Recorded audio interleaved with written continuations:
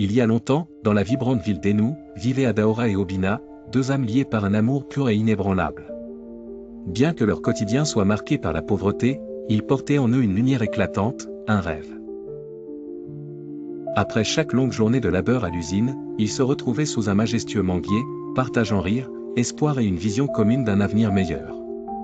Obina promettait toujours, un jour, Adaora, nous construirons une maison où chaque pierre chantera notre amour. Mais le destin, cruel et imprévisible, avait d'autres plans.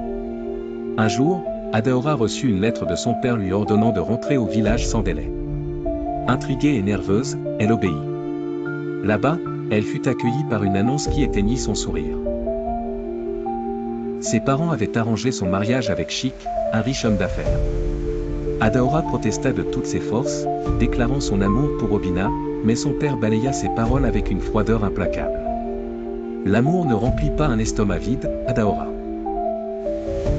Le cœur lourd, Adaora retourna à Enu pour annoncer la nouvelle à Obina. Leur douleur était palpable, mais ils refusèrent de laisser leur amour mourir. Je te promets, Adaora, je continuerai à me battre pour toi.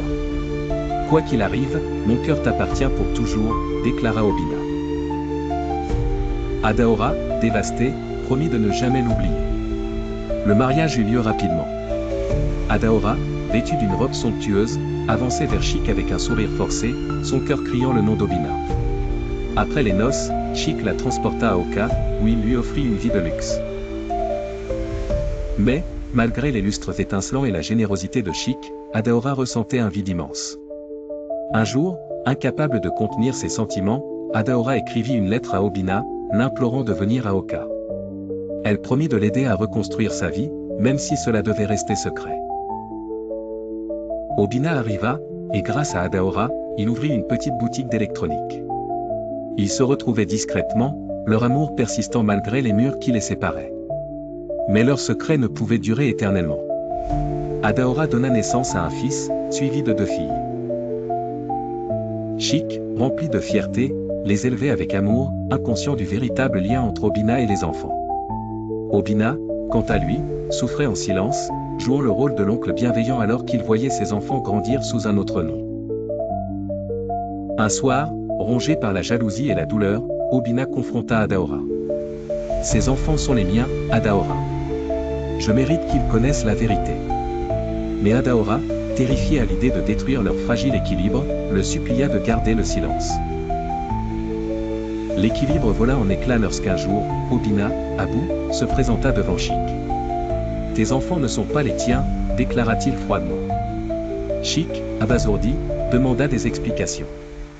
Bien qu'Obina insista sur la vérité, Chic refusa d'y croire. Chic ordonna des tests ADN pour trancher la question. 3 jours plus tard, les résultats tombèrent, confirmant les craintes d'Adaora, aucun des enfants n'était de Chic. Le choc fut dévastateur. Chic confronta Adaora, le cœur brisé. « Pourquoi ? Pourquoi m'as-tu fait ça ?» Adaora, en larmes, avoua tout. Le lendemain, Chic quitta la maison, laissant Adaora seule avec ses enfants. Obina, pensant que la vérité leur permettrait enfin d'être ensemble, vint chercher Adaora. Mais à sa grande surprise, elle refusa de le suivre. « Obina, je t'aime, mais regarde ce que nous avons détruit. Je ne peux plus fuir. Mes enfants ont besoin de stabilité, et je dois vivre avec les conséquences de mes choix. » Obina, accablée, comprit que leur amour, aussi puissant soit-il, ne pourrait jamais réparer les cœurs brisés.